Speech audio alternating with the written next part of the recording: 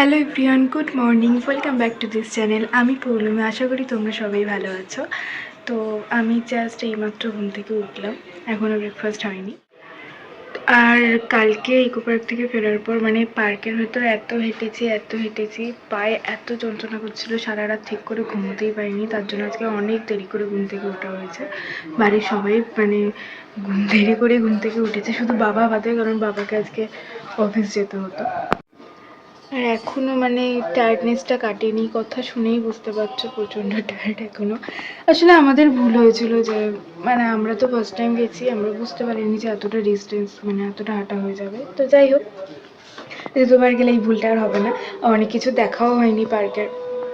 আর তাছাড়াও বাবার যেহেতু পায়ে ব্যথা করছিল, তার জন্য দেখার মুডও ছিল না আমাদের, সত্যি বলতে। তাই আমরা পেরিয়ে চলে এসেছিলাম। তো যাই হোক, চলো আজকের দিনটা শুরু করা যাক। আর আমি এখনও ব্রেকফাস্ট করিনি, তো আমি এখন ফার্স্টে ব্রেকফাস্ট করব, তারপর আমি স্নান করে পুজো করব, তারপর পড়তে বসবো।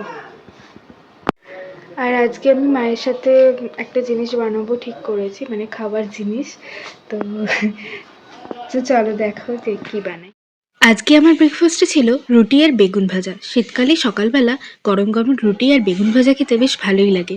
আর এই দেখো, যেটা বানাবো বলছিলাম, তো সেটার জন্য প্রথমে মূলো, ধনেপাতা আর কাঁচা লঙ্কা পেস্ট করে নিয়েছিলাম। আর এখন মা ডালের পেস্টটা মেশাচ্ছে।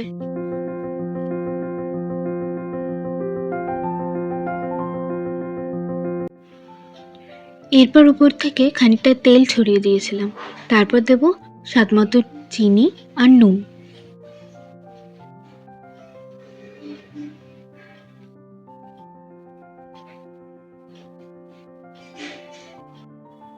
আসলে আজকে আমি বানাচ্ছিলাম মূলোর পাতুরি, বানানোর চেষ্টা করছিলাম আর কি।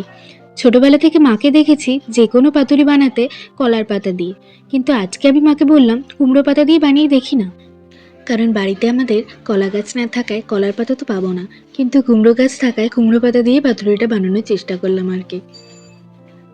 তো এবার মিক্সচারটা আরও ভালোভাবে মিশিয়ে নিয়ে আমি হাতা করে পাতার মধ্যে একটু একটু করে দিয়ে দিচ্ছিলাম।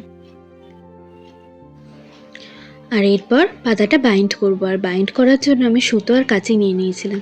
আর মিক্সচারটা এতটাই পাতলা হয়ে গেছিলো যে পাতার পাশ দিয়ে জল গড়িয়ে যাচ্ছিলো, এমনকি বাইন্ড করার পরও পুরো থালাতে জল ভর্তি হয়ে গেছিলো।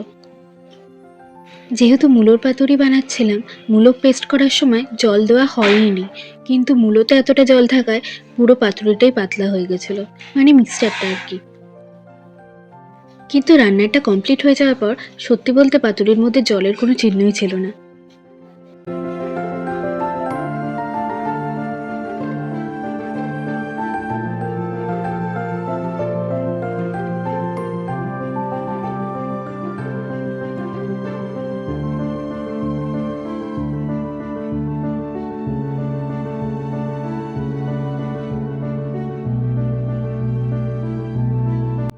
আর এই দেখো, সবকটা আমার বাইন্ড করা হয়ে গেছে। তো এবার আমি দেবো কড়াতে। তো পাতুরিগুলো বাইন্ড করে রেখে দিয়েছি, পাতুরি তো হয়নি এখনো, তো ওই জিনিসটাকে বাইন্ড করে রাখা আছে। মা এখন ওটা দেবে কড়ার মধ্যে।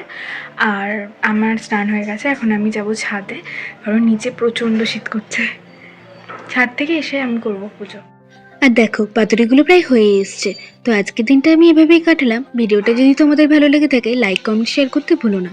আর হ্যাঁ, যাবার আগে অবশ্যই আমার চ্যানেলটা সাবস্ক্রাইব করে দিও।